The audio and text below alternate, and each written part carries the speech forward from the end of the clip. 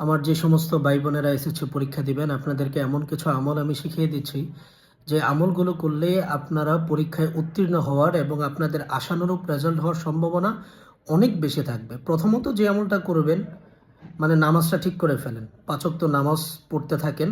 হ্যাঁ, ইখলাসের সহিত নামাজ পড়তে থাকেন এবং নিয়ত করবেন যেন এই যে পরীক্ষার উসিলায় যে আপনি নামাজটা শুরু করেছেন, এটা যেন সারা জীবন কন্টিনিউ করতে পারেন। এবং প্রত্যেক 5 ওয়াক্ত নামাজের পরে আল্লাহ তাআলার কাছে দোয়া চান। দেখেন, আপনি অনেক পড়াশোনা করেছেন, অনেক ভালো পড়েছেন, পরীক্ষা খারাপ হইতে পারে। যদি আল্লাহর পক্ষ থেকে সেটা কবুল না হয়, আল্লাহর পক্ষ থেকে যদি আপনি তৌফিক না পান, এই জন্য আল্লাহ তাআলার কাছ থেকে এই তৌফিক চেয়ে নিতে হবে, সাহায্য চেয়ে নিতে হবে।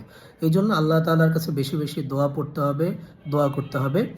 তো পাশাপাশি আমরা যে আমলটা করতে পারি, আমরা দোয়ার মধ্যে বিশেষ করে রব্বি জিদনি ইলমা, রব্বি জিদনি ইলমা, রব্বি জিদনি ইলমা, নামাজের পরে হাত তুলে আমরা এই দোয়া করতে পারি। অথবা যে কোনো ফ্রি টাইমে যখন আমি ফ্রি আছি তখন আমি এই দোয়াটা করতে পারি। এরপরে হচ্ছে রব্বিশ রহলি সদরি ওয়াসিরলি আমরি ওয়াহলুল উকদাতাম মিন লিসানি, এই দোয়াটা আমরা পড়তে পারি। হ্যাঁ, বিশেষ করে দুরুদের আমলটা আমরা সবাই করব। এবং আরেকটা বিষয় হলো, আমরা যখন এই পরীক্ষার উদ্দেশ্যে যখন পড়া শুরু করব, তখন আমরা অবশ্যই সূরা ফাতিহা, আয়াতুল কুরসি, এরপরে দুরূদ শরীফ এইগুলো পড়ে আমরা শুরু করব।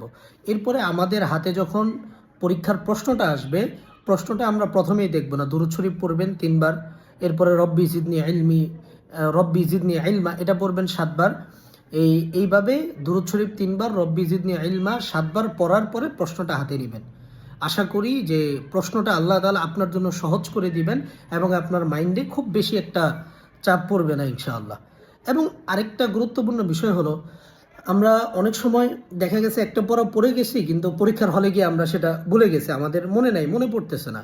তো সেই ক্ষেত্রে যেটা করা যেতে পারে, দুরূদ শরীফ পড়তে থাকা বেশি করে। আপনি যদি বেশি করে দুরূদ শরীফ পড়তে থাকেন, তাহলে যেটা হবে, আপনি যদি ওই পড়াটা পড়ে থাকেন, একবারও যদি পড়ে থাকেন, ওই পড়াটা অবশ্যই অবশ্যই আপনার জেহানে চলে আসবে, আপনার মনে পড়ে যাবে, আপনি লিখতে পারবেন। এটা পরীক্ষিত একটা আমল। এই জন্য যেই বিষয়গুলো বললাম সবাই আমল করার চেষ্টা করবে ইনশাআল্লাহ। আসসালামু আলাইকুম।